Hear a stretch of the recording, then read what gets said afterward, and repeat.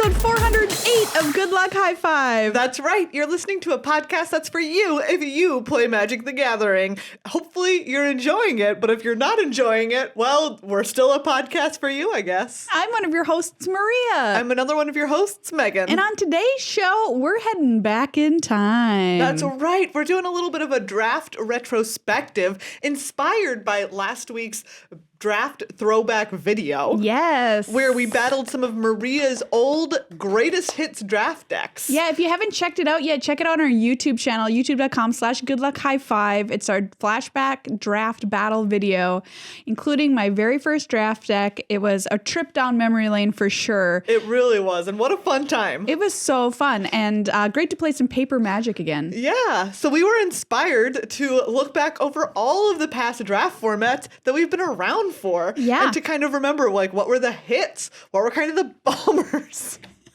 The hits and the bummers. The hits and the bummers of all of those sets. Yeah, we started playing back in 2012, which marks the return to Ravnica as our first set. So that's where we'll be starting.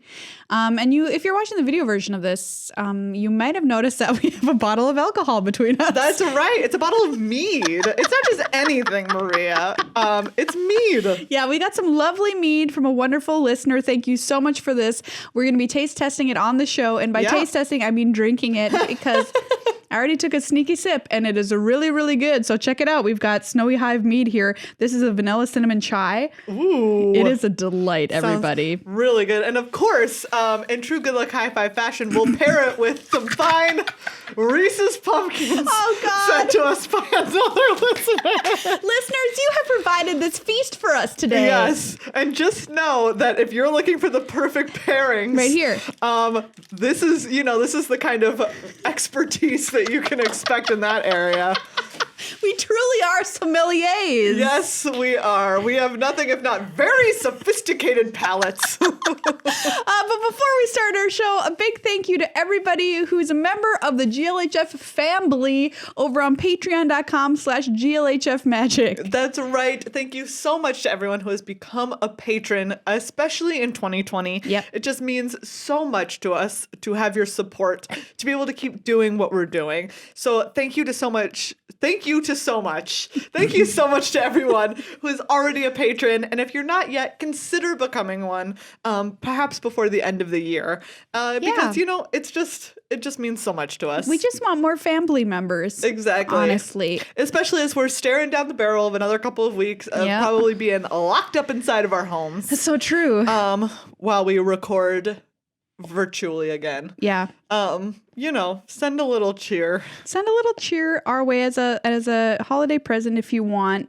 Takes a little time, and any dollar amount, you're part of the family, and I'm not going to stop saying it that way. Yeah. Over at patreon.com/GLHF Magique. Spelled like magic, but pronounced magique. Magique. Thank you as well to Card Kingdom. cardkingdom.com/GLHF is a wonderful place to go for all of your holiday shopping. Absolutely. Get it done early. Get it done now. Support community businesses. Yep. Very important. More important in 2020 than ever. Absolutely. More important than ever to get your holiday shopping done early. Yeah. So that you help give them lots of time to fulfill all of those orders, Save especially the during the post pandemic. Exactly. So yeah, thank you so much to Card Kingdom, who is also helping us figure out how to mail our Good Luck High Five pins internationally. Yes. You have not gotten your pin yet if you are international because we hit multiple snafus. Yeah, it's It's a tough. real mess, but they are such wonderful people. They don't have to. They're not they're not affiliated with the pins in any way, but they're just like, we're going to help you out because you're one of our partners. Yeah, that's just the kind of people Card Kingdom are. Yeah, so buy from those real good guys. Yeah, and say, hey, I want a GLHF token or sticker. They'll throw it in your order for free. So if you're shopping for other people, guess what? You get a present too. Hey, how about that? That's pretty good. Yeah. Well, Megan, I'm pouring some of this mead. All right. Just a little sound for you there in Mr. Land. Let's give it a try. You've already tried it. I have not yet tried it, but I'm a big fan of chai. I know flavoring. you are, so I thought maybe you would like this one. Do you know what? This makes me think that while we sip this, perhaps cheers. Cheers. We should have a little pandemic update because it is now winter in Minnesota. Cases are surging, which means that this is our last time in the office for a little while. Yep. For the foreseeable future, maybe. And, we've already started limiting all of our going outside. I told Maria when I got in this morning to the office, I was like, Maria, I realized as I was driving over here that I've forgotten how to get dressed. So true. And I was like, Megan, I just picked up the clothes I had on the floor from doing the mocks the past weekend. Like, yep. I was driving and I was like, I didn't put in earrings. Like, I didn't I just threw... What's an earring? Exactly. I put on leggings and a t-shirt because that's what I've worn for the last week. It's true. I'm wearing pants today. We're during the mocks, not wearing pants. Sweatpants, which I don't know if you can count as real pants. But yeah, it's the cases are really, really surging here in Minnesota. So it's getting pretty scary to be around other people, even if it's just one other person outside of your immediate family bubble. So yeah, I'm spooked right now. I'm horrified. So we're going to try and be safe about it. So our next episodes may be virtual. Yeah. And hopefully we'll be back in our beautiful office as soon as we can. But safely. Please be careful out there, everybody. It is literally not a joke. And do everything you can to be safe. I know with the holidays coming up, it kind of stinks. But I actually heard somebody say, I think it was BDM, was like, hey, I'm actually going to see more of my family on Thanksgiving than I normally do because we're doing a big Zoom call. Aww. And I was like, oh, that's a great way to think about it. That's cute and nice.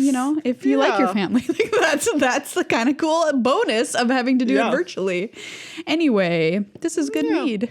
Oh. But yeah, we wanted to talk about our favorite draft sets of all time. Of all time. So let's crack open the list. The goats, if you will. We're so old at Magic now. we need a huge list. Yeah, we do. Megan, I feel like you didn't acknowledge when I just called these our goats, but our draft goats? Our draft goats. Oh. The goats. Oh, I Totes like goats. Goats, Yeah. No. I don't know. I honestly couldn't believe you were going on with it. I was shocked over here. Simply shocked. So starting off, like you mentioned, Return to Ravnica. Oh my gosh. So, okay, of course we love our first draft set of all time. It has more warm memories for me than any set that Magic has ever released. Yeah. And I had a great time drafting this when it was out, returning to it as we did the other day. It is very powerful, but we were reminded that some colors were unplayable. Yes. Specifically, Golgari Scavenge. Yeah. Just really bad. Real bad. Like was not what you wanted to draft, even a little bit. No. And here's the thing, like the other color is really fun. Rakdos, this is where my love of Rakdos started because it's a very aggressive deck with the cool mechanic of Unleash. You love where Rakdos. You put a +1/+1 counter on a creature and it can't block, but who cares? It has more attacking power, everybody. Just super, super fun. But I had a Scavenge card in that deck when we played it, and I remembered it incorrectly. I thought it was better, and I remembered you thought it wrong. It brought it back. Does not. No, it just puts counters on stuff. Puts counters on things. Like, it was so bad. This was when I was a Celestia player briefly. Yes. I loved the Celestia Populate deck. Oh, that was such a cool deck. Seller of Songbirds. Really good. Great card. Like, just so many, like, Eyes in the Skies. Oh, yeah. What was the... Rootborn Defenses was a great combat trick. And then Common Bond was just the all-star of that color pair. Yeah, so Populate let you make tokens. Yes, you made lots of tokens. Common Bond put counters on multiple things. It was just like we both really enjoyed that format. Yeah. I remember specifically Rootborn Defenses because it was the first time I ever used a combat trick to get an advantage. Ooh. Because what did it say? Creatures you control gain indestructible populate. Right. So I did it before. I must have done it before blockers made a populate creature and then blocked profitably or something. And my opponent was like, nice play. And I was like, wow, look what you can do in this game of Magic the Gathering. Pretty sick. Yeah. I just remember, you had Call of the Conclave that made a 3/3, like a 2-mana 3/3 token centaur. So good. You had like the little 1-mana elf that you could sack for 3 to make a 3/3 centaur. Super cool. Yeah. Just like such good memories. And Ravnica is a great plane, and I think a lot of people are into Ravnica. Heck, it's the name of this podcast office within our bigger office, which is named Theros. But anytime we go to Ravnica, I'm in. Yes, agree. Next up after that was Gatecrash, though. Yes. I had a difficult time with Gatecrash. Gatecrash certainly crashed the gates. Yes. It lived up to its name. It was not as good as Return to Ravnica. It was a very, very, very aggressive format. Yes. There was Boros, which could just really just run over people. I mean, as evidenced in our draft video, like that was the kind of deck you could draft. Yeah. It was extremely fast and almost unbeatable. And what's the mechanic? Extort. Extort was very powerful. We loved Extort too. In the video, Meghan plays an Extort deck, and you can see how even these cards that are just little crap friends are so good. It doesn't matter as long as they have Extort. It's like a 1-2 bat with Extort. Yeah. And you're like, I will play multiples of it. Put in the deck. So many. Yeah. So I think we had some fun mechanics in Gatecrash. I think I would love to see Extort return. Yes, absolutely. Extort was great. Battalion was actually also, I did really enjoy. Battalion was the Boros mechanic. If you attack with 3 creatures, you get a bonus of some kind when you're attacking. So like we like these things about this set, but the fact is it was just too aggressive, and that's coming from me, everybody. And it had Evolve. Oh man, like Cloudfin Raptor, Shamble Shark. I loved Evolve. It was just like, I don't know what it was, but it didn't coherently always come together for a good draft experience. Because there were powerful things. Like we've talked about it. Like Evolve, if you got the Evolve deck, it could be super powerful. If you got the Extort deck, super powerful. Yeah. If you got the right Battalion Fast deck, super powerful. But I feel like it just required everyone at the table to play so nice. Yeah. Exactly. And it just didn't happen that often. So kind of similar to the problems you might run into in a tribal format, but without having tribal themes, but rather draft themes that were too strict. Exactly. And Dragon's Maze was the same. Yep. Dragon's Maze put all of it together, and there was like a ton of fixing, but it was just ended up with everyone with this minimum 3 color monstrosities. Yes. was Dragon's Maze tagline. We like to have 3 color monstrosities. Yes. We're going to get to a set a little later on where we really like 3 color monstrosities. Both not monstrosities. No, but those weren't monstrosities. 3 color decks. Like these ones were monstrosities. Like the things that you wanted to put together did not play nicely together. Yeah. And I think everyone kind of agrees in retrospect. Everyone was like, no, Dragon's Maze was a little weird for a draft format.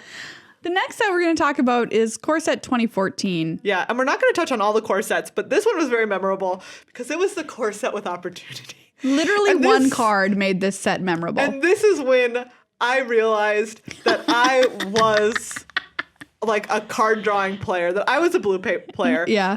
6 mana, instant, draw 4 cards. And the fact that this card was good in this set tells you a little bit something about how hard they hit the brakes after a set like Gatecrash, because it was a very, very really slow draft format. Yeah, it was. I loved it. I loved opportunity. Anyways. I remember drafting this on Magic Online. Arena didn't exist. Okay, you Zoomers, it wasn't around. And I was sitting in my old apartment, and I was probably had to set aside 4 hours for a draft or something like that. That sounds about right. Because every draft took 10 years. Yep.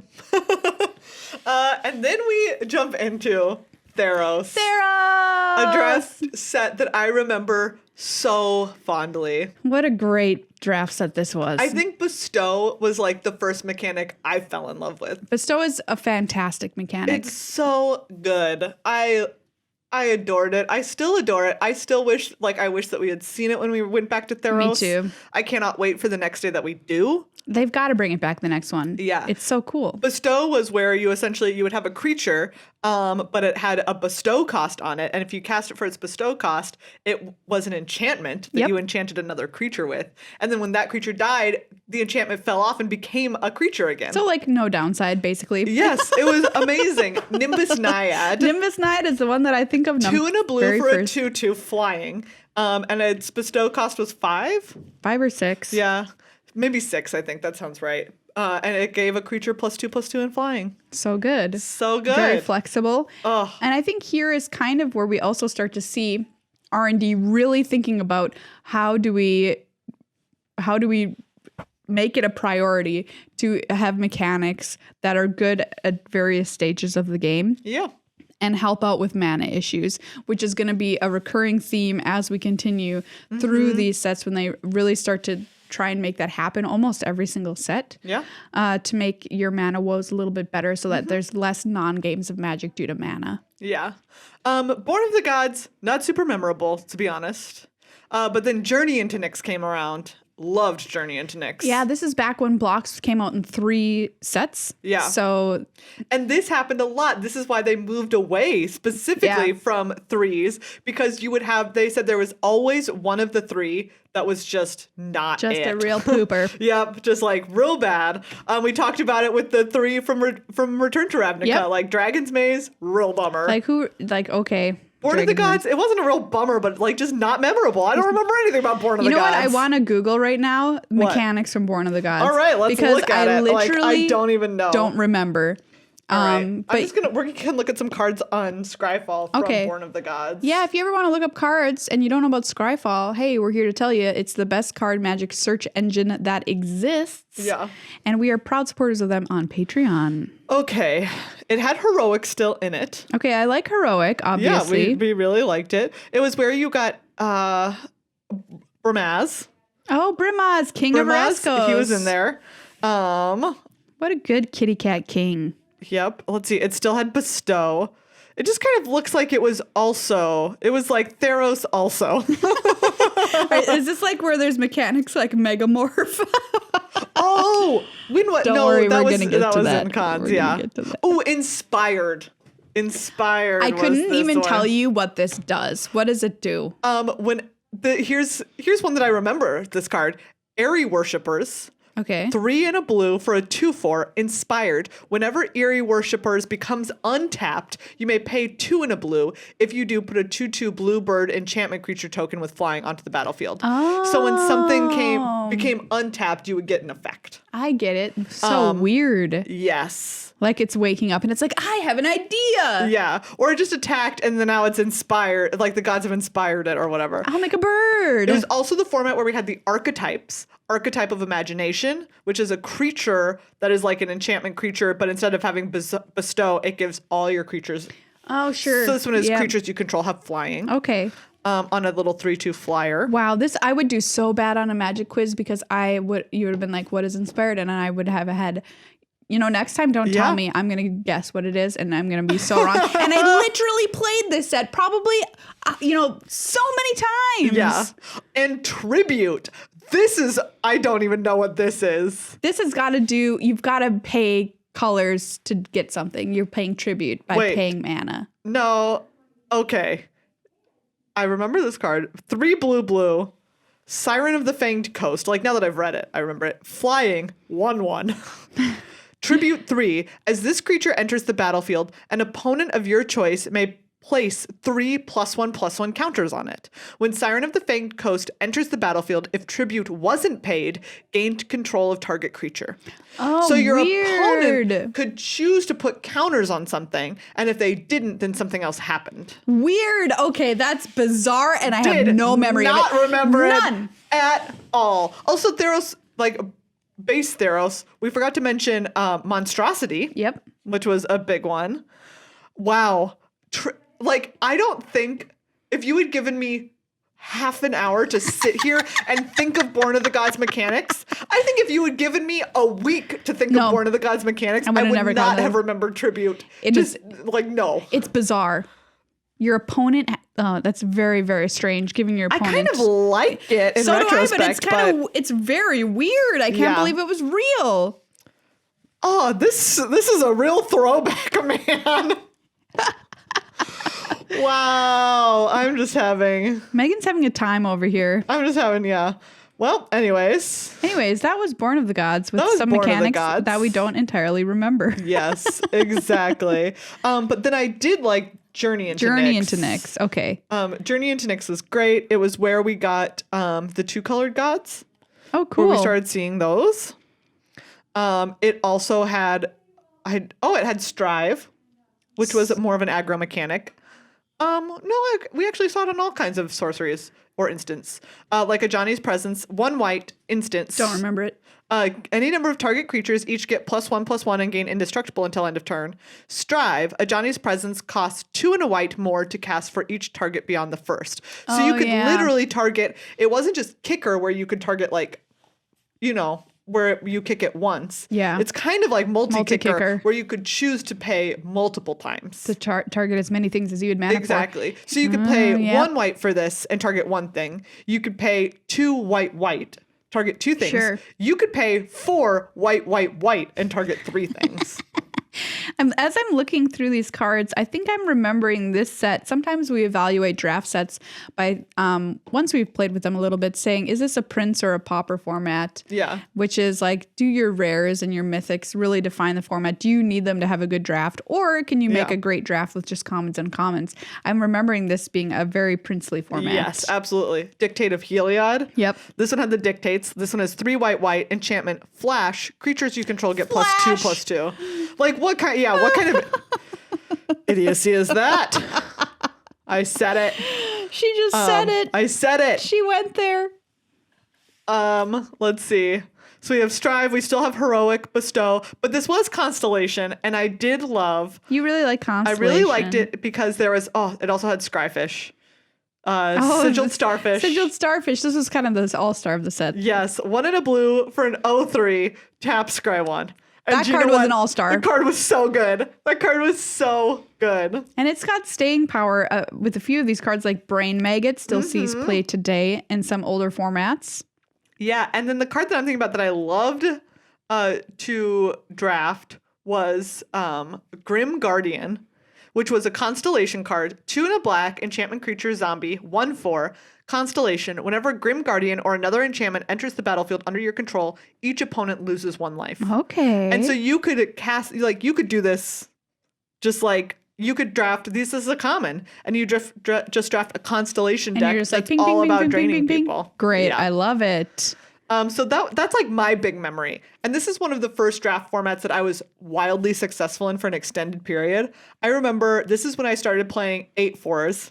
God, you remember 8/4s on Magic 8/4s, Online? everybody. 8/4s is a type of draft queue. Boomer history. I know. It's an 8 out of an 8-person pod. You play right away, and if you win the pod, you get 8 packs, and if you are second in the pod, you get 4 packs. And otherwise you get nothing. And you get nothing otherwise. So you would need to be good if you're going to play a bunch of these. Yes. And I literally won like 7 in a row. Drafting Constellation? Yes. Nice. In this format. And so I was just like, I love this. Yeah, I'm having good memories looking back on these cards too. It was a very fun format. Yeah. Anyways, gosh. 8/4s. I haven't thought about those Neither in have I. forever. And you remember, you could, like, a lot of times if you got to the finals, You could split. The person would message you and be like, do you want to split? And you'd be like, yeah. And so one of you would concede. Usually the person who messaged for the split, unless they asked. Yeah, because they wanted the QP. Yes. And they'd concede, and then you would send them 2 packs out of the 8 that you got. So you each got 6 packs. And by the way, this was just out of the kindness of your heart. Like, you could run away. You could just leave. But no, people didn't. I don't think people really broke that. No, I don't think because that never happened you to would me. have gotten called out online or something immediately. People would have been like, oh, this person. This person ran off with my packs from an 8/4. You remember Spiteful Blow and how it's a hand, but it looks like a butt wearing a thong? Oh, yeah.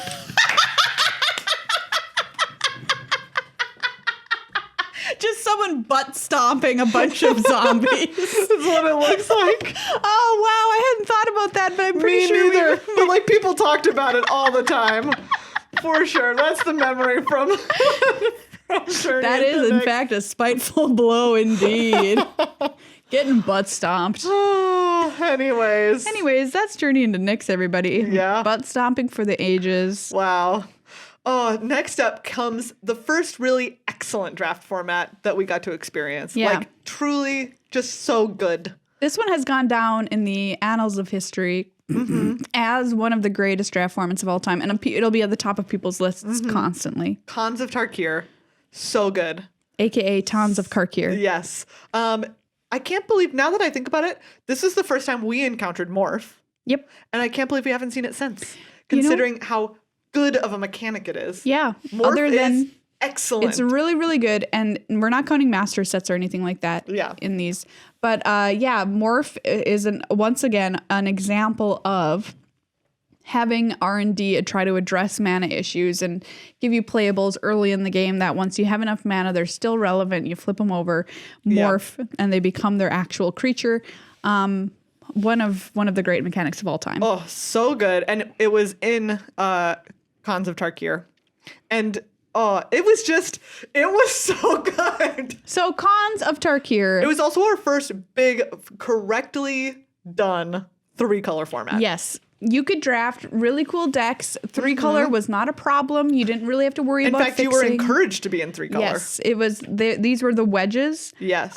Various color wedges like Abzan, like Mardu. This is when they got their names. They didn't have names before this set, or people would just call them something, but it wasn't official. Jeskai. Jeskai. Yep. Sultai and Temur. Those are the 5. So we have Abzan, which had Outlast. Great. Which was where you could pay, you can only outlast as a sorcery, and you pay and you tap the creature, and you get to put a +1/+1 counter on it. Love it. But then you also had kind of like Outlast Lords, which were like Abzan Falconer, one of the iconic ones. I love this card. 2 and a white, Outlast for a single white, and each creature you control with the +1/+1 counter on it has flying. Yeah. So it wasn't just like you were putting like sometimes it was good enough to just like make a big creature, but like you also got to, you could like slam this down and all of a sudden they all have flying. Yeah. Slam Einok Bondkin down, all of a sudden they have first strike. Yeah, I think it was really cool because it made for some interesting decision points if you want to attack with your creature with Outlast, which generally they are creatures that wanted to attack, not just sit there. Or did you want to take the turn off from attacking to Outlast? Big decisions. Oh, so yeah, so good. It was also, so that was like, you know, they were all obviously interconnected. Yeah. But that was the Abzan mechanic. Then Mardu had Raid. Which is just like, again, I want to find the iconic Raid card that I think of. Which one are you thinking? I wonder if we're thinking of the same one. I feel like we've got to be Mardu Heartpiercer. Yes, we are. Obviously. 3 and a red for a 2/3. Raid, when Mardu Heartpiercer enters the battlefield, if you attacked with a creature this turn, it deals 2 damage to target creature or player. Love it. So good. Pays you off for attacking, which is what you want to do anyway. In Mardu, for sure. And then you get some sweet damage in to kill one of their blockers. Yep. You love it. Oh, so good. Prowess also was present in this set. Yep. For this was the first time that Prowess was around, I think. Really? I think that Prowess was invented for this. What? Prowess is one of those mechanics that feels like it's been around forever. Like it should have been around forever, right? But no, I think that Prowess was the Jeskai mechanic. Wow. No way. Right? I'm like, yes, Prowess was the Jeskai mechanic. That's so wild. Jeskai Elder, 1 and a blue for a 1/2 Prowess. Whenever you cast a non-creature spell, this creature gets +1/+1 until end of turn.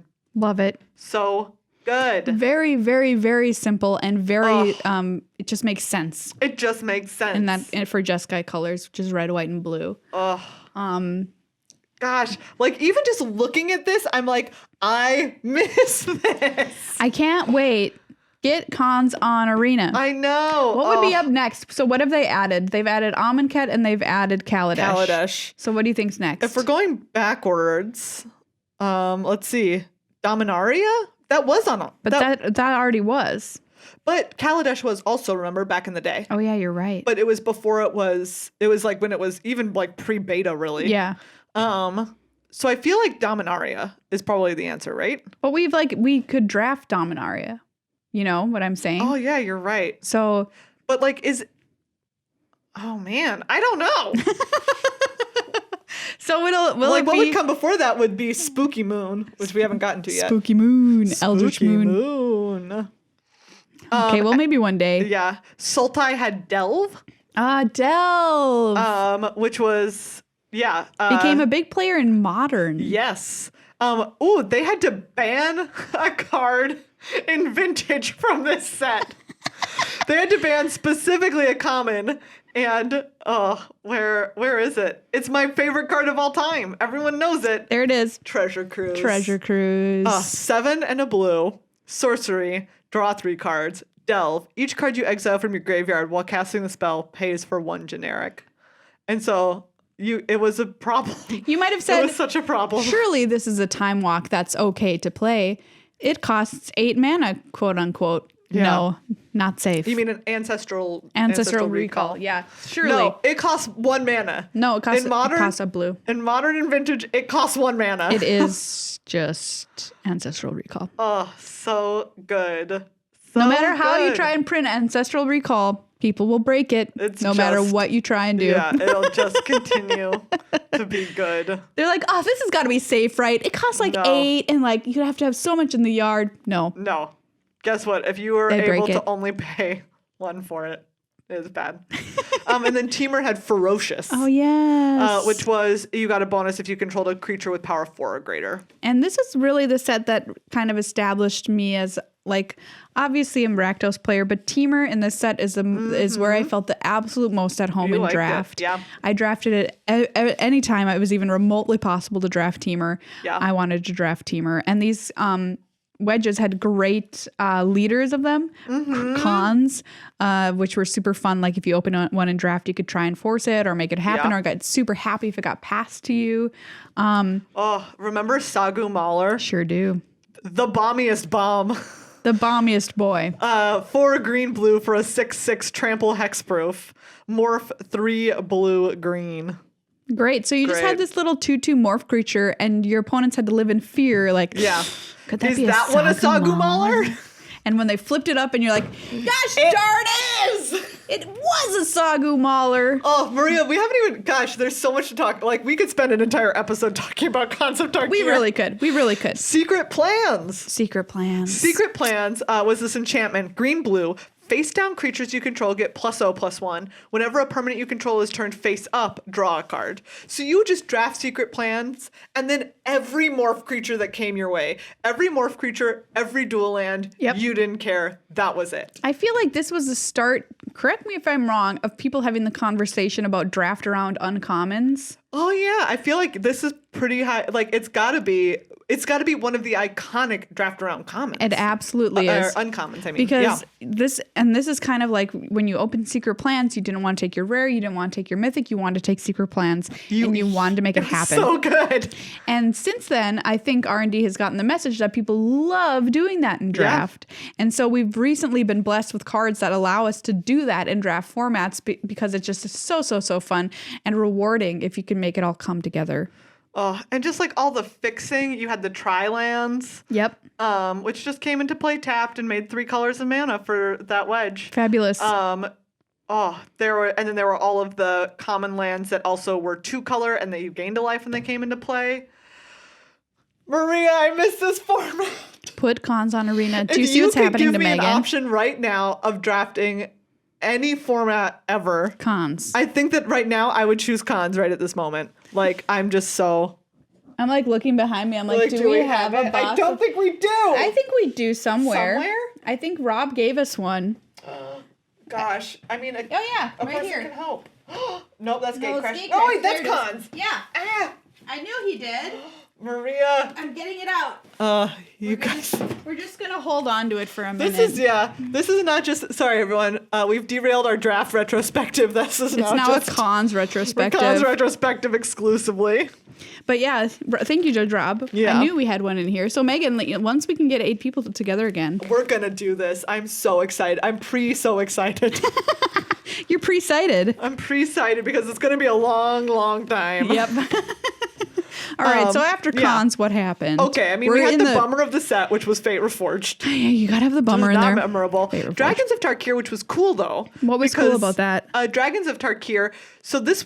Like, the whole conceit of this set was this block was cool, because Cons of Tarkir was present day, quote unquote, present day Tarkir. Oh, yeah, that's right. Fate Reforged was Sorin went back in time. Oh, yeah. Time travel. Because he missed all the dragons. He was like, this is supposed to be a place with dragons, and the dragons are gone. And then he did change things, got Eugene back, woke up Eugene the spirit dragon. Oh. And then we went back to new present day, which was Dragons of Tarkir. And instead of having the alternate timeline, the humanoid leaders, the cons, we had the dragons were in charge. That's right. And the dragons were 2-colored. Yes. So that's when you had like Kolagon and Dramoka and all that sort of stuff. Silumgar, iconic Silumgar.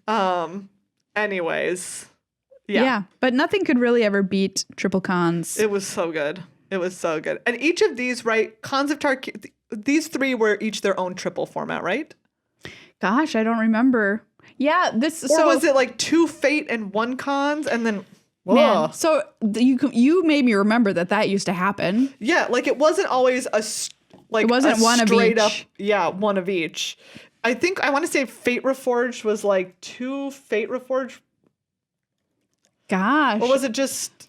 I don't remember, but it was like weird. It was weird combination sometimes. Yeah. To make it the most balanced that the playtesters thought that it should be. Okay. All right, you figure this out. I am figuring it out. Because I straight up also forgot that happened. I'm realizing during this podcast how much of everything I have forgotten. My brain is very good at making room. Oh, this is how it worked. Okay. Now I remember. It was 1 pack of Fate Reforged and 2 packs of Cons. And then it became, it swapped into 2 packs of Dragons and 1 pack of Fate. Weird. Like Fate had to be the link between, I think. Wow. So that was weird. know, and so they also were always doing that like weird kind of gymnastics of trying to make these sets all work together. Make them work together. And that was why they moved away from doing this, because they were like, this is just too much. This is so weird. Weird gymnastics for us to have to do to make these sets jive in draft. And also like, how many of each do you draft, and mixing all of these up, which is so weird to think about because now we don't do that at all. At all. But do you know what, Maria? Draft formats have become better for it. Yeah, you're right. Because we talk all the time now about how consistently good draft formats are in Magic now. They are. And to take a side note very briefly, Kaladesh Remastered is on Arena right now. I thought we would come to that later, but let's talk about it now.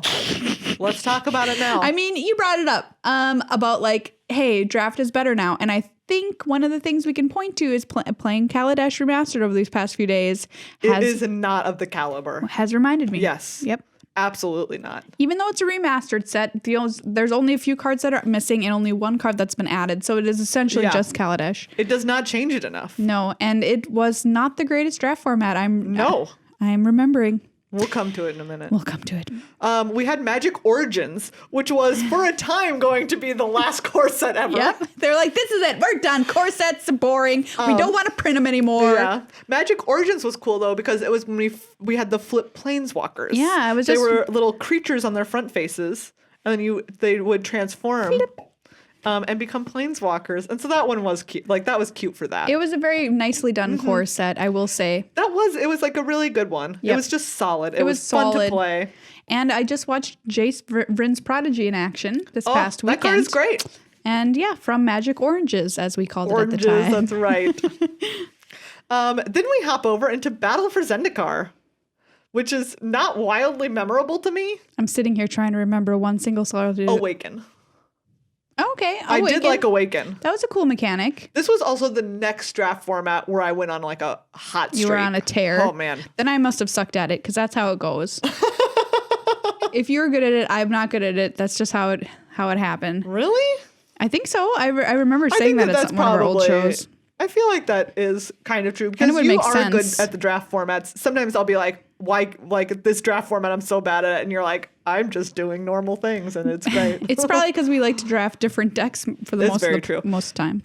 So this is when we had, we got to see the Eldrazi's for the first time for me and you. Yep. So we didn't have any Eldrazi knowledge before this. No, not really. And I did really like the Eldrazi's. Yeah. So these are just real big boys that are colorless. Just real big guys. Ulamog, the Ceaseless Hunger, comes from this set. Mm-hmm. Famous. It really does.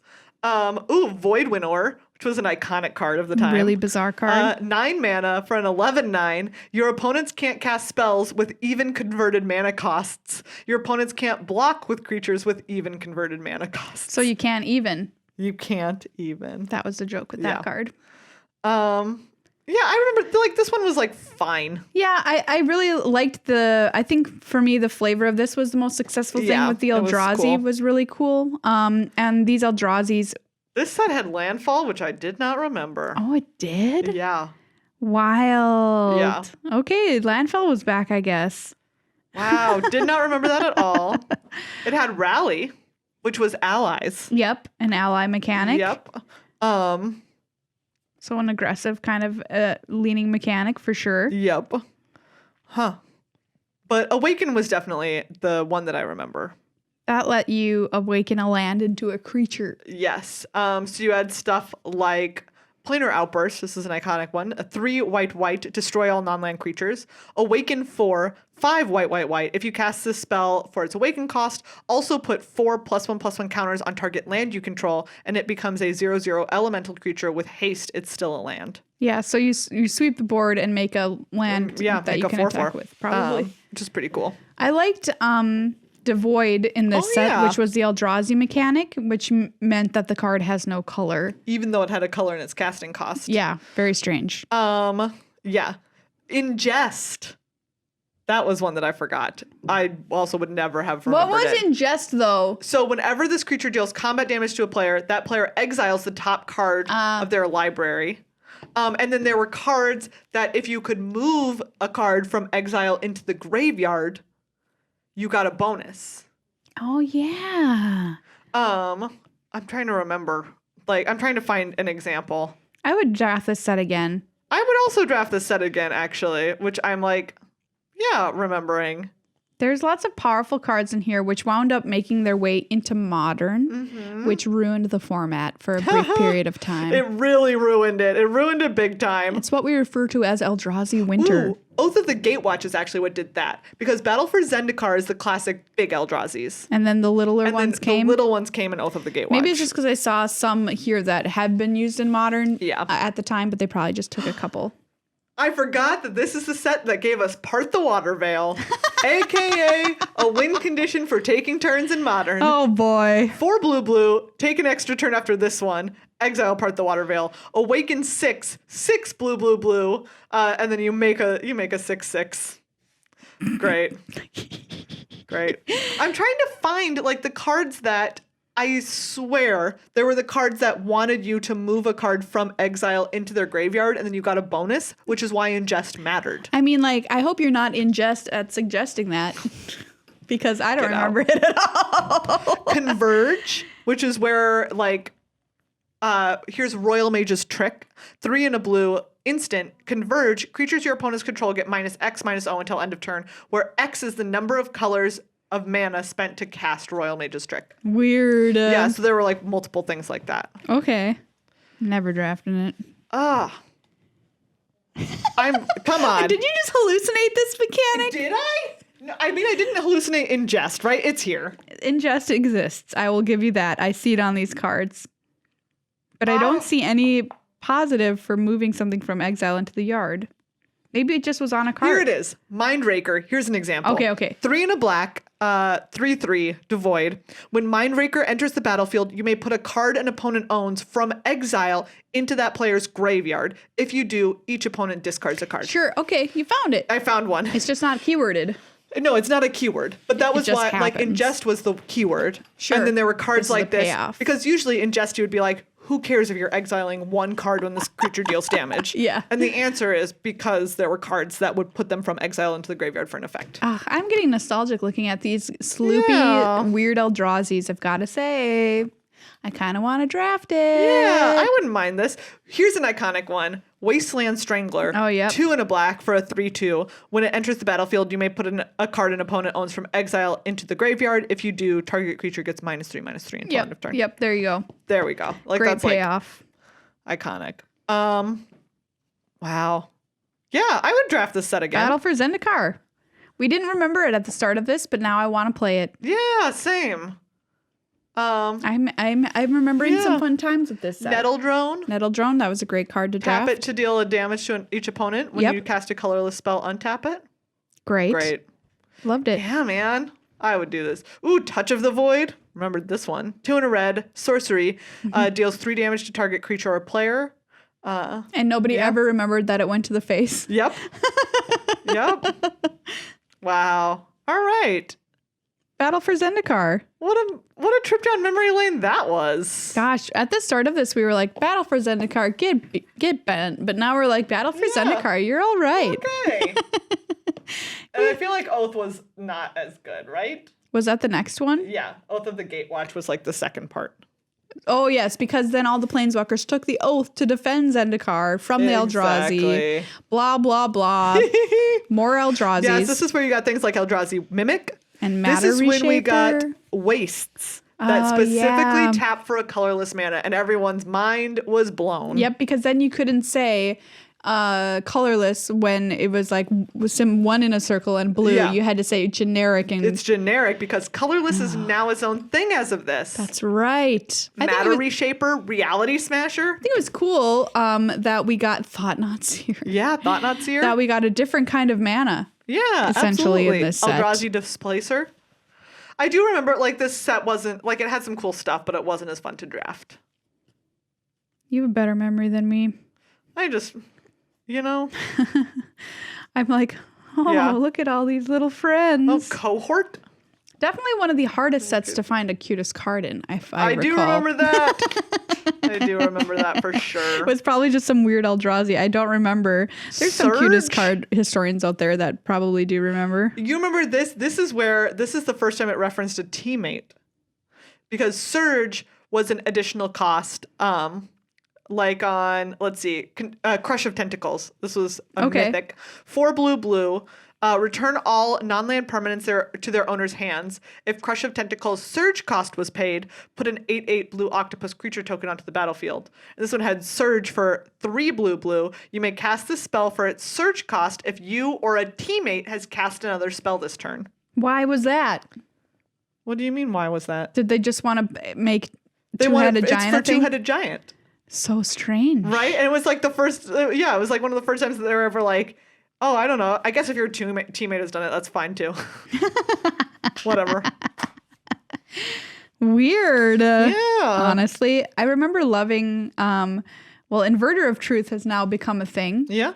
Many years later in Modern. In Pioneer. Sorry. After this, many years after the set's release, which is kind of cool. Yeah. To see it come back. But I remember loving the art on the wastes. I think they were just such pretty they're really lands. Cool. I also like the borders on the Devoid cards. Yeah, me too. Like, they're pretty cool. Oh, I remember cutest card. Maybe it was Saddleback Lagac. It very well could have been. A lizard wearing a saddle, people. Well, this is also where we got Reflector Mage. Reflector Mage. Oh, just universally hated. Yes. 1 white blue, 2/3. When it enters the battlefield, return target creature an opponent controls to its owner's hand. That creature's owner can't cast spells with the same name as that creature until your next turn. Just really mean. Really sucked. Just generally Sucked a bad big time. bad time for anybody who got Reflector Maged. Boo. But now we move on to Shadows over Innistrad. Moon's over my hammy.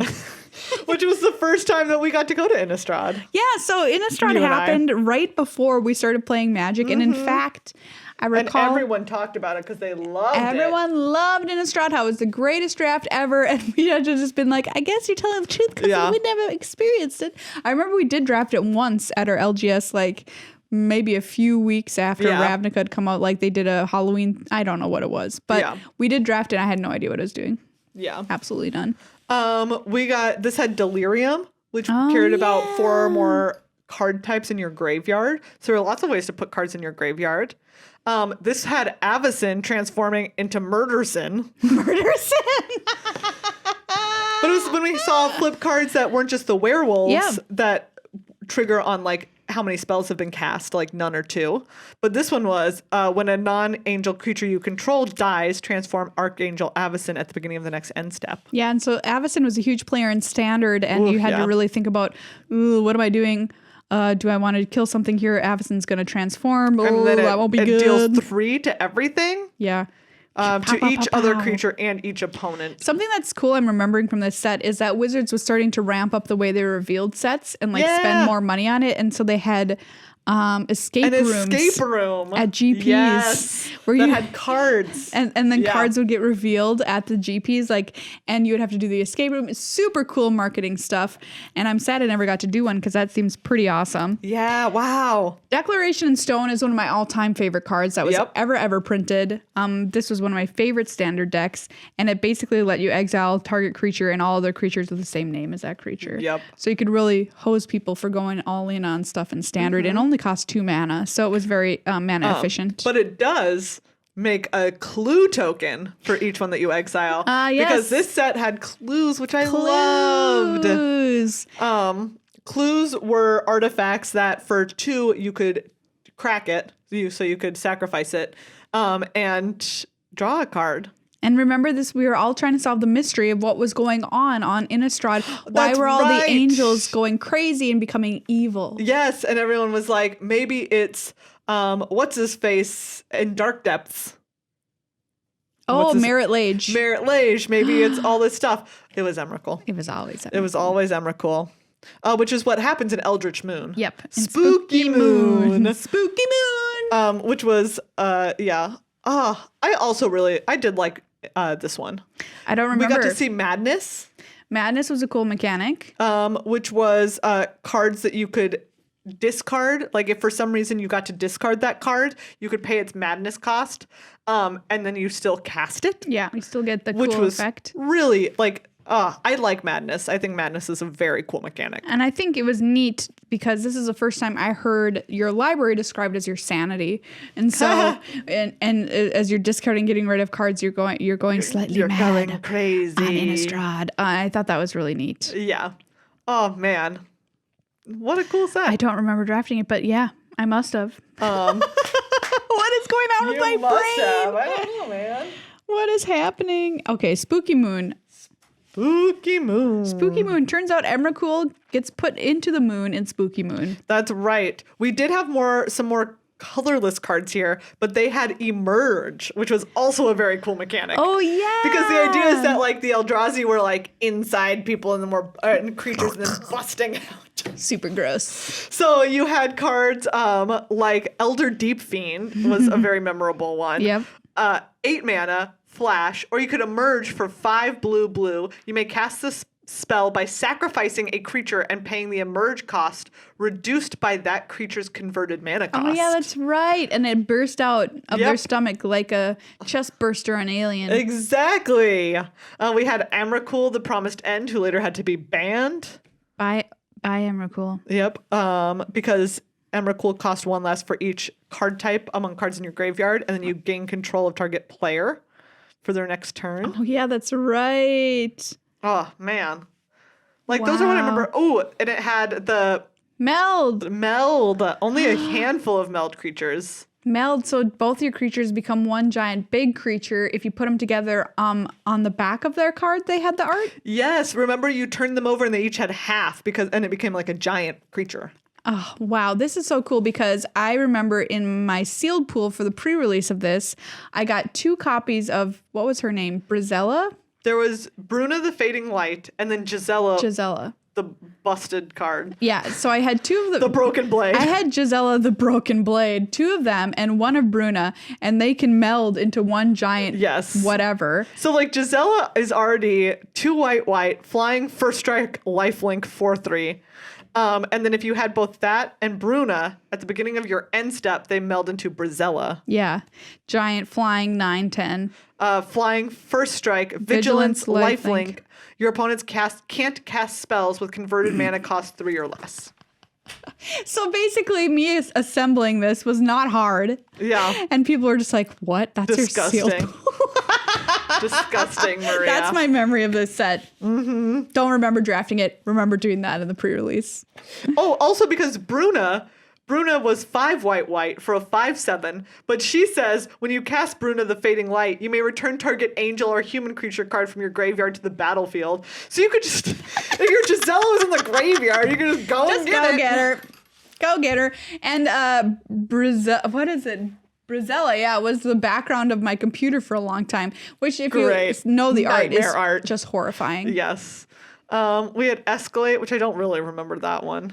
No. But it's kind of like Entwine, but you can choose as many modes as you want by paying extra. Okay. Sure. I believe you. Sure. Great. Cool. Yeah. All right. Wow. Spooky Moon. I just remember Clues. I loved Clues so much. Clues were a huge success. One of people's favorite mechanics, another one of the GOATs for sure. Tireless Tracker is a card that everybody remembers that made clue tokens.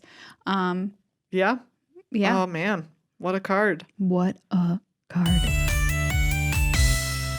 Well, everybody, that was a trippier trip than we were expecting. Yeah, that took a long time. So we're going to finish these up next time. Yeah, we've got a lot more sets yet to Yeah, go. we don't want to rush you through them. Yeah, and so many fun stops along our memory journey into the past. It really is. Before we go, we have another sponsor to thank, though. Yes. Which is Ultra Pro. Ultra Pro. I feel like my mouth is full of peanut butter. Did you have one of the pumpkins? I did. But I feel like I keep talking like my mouth is full of peanut butter. I don't know. Ultra Pro is a fantastic sponsor of our Ultra show. We love them. They send us some really cool stuff every single month. And look at this alcove vault. This is what I wanted to grab. Yeah. It has 2 compartments that each hold 100 double-sleeved cards. Jeez. And it has a center compartment for dice, tokens, accessories, or another 100 cards if you're like, I don't need accessories. You can fit your whole family in this box. You can live in this box. Do you need an apartment? Try this Yes. box. It has, everything is like magnetized so that it is all secure up in there. Lovely. It's great. Yeah, like they just make such cool stuff. And it's always thoughtful about like, how are we going to keep your things safe and secure and take care of them for you? Absolutely. If you're looking for another good present, you can find Ultra Pro stuff over at Card Kingdom. And you can see us play with decks that were stored in Ultra Pro deck boxes on our YouTube channel.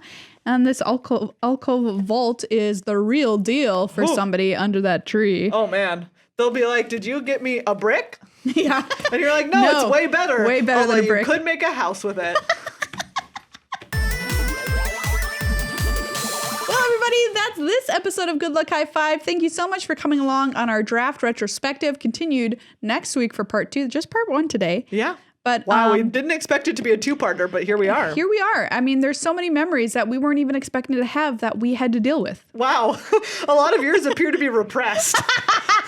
Maria was burying a lot of them, apparently. This is what happens in my mind. I take stuff that it's like, okay, I don't need to deal with that anymore, and it completely entirely deletes it to make new space.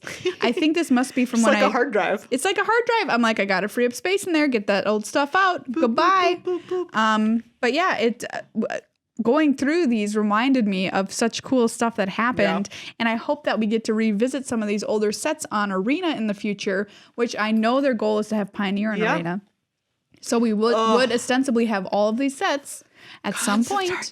Don't remaster it. Just release it as it was. In its beautiful perfectness. In its perfect, beautiful, original format. Like how fun it would be to draft these again on Arena. Yeah. I would be so into that. Even the ones that I didn't like as much, I don't care. Put them on there. Yeah. You know? Yep. So thank you once again to Ultra Pro, Card Kingdom, and all of our patrons who are incredible, incredible people. Yeah. Head over to patreon.com/GLHF Magic. Take just a second and you become a member of our family. And thank you again for this lovely mead that we were gifted. Paired with some Reese's. With Reese's Pumpkins. We are taste professionals.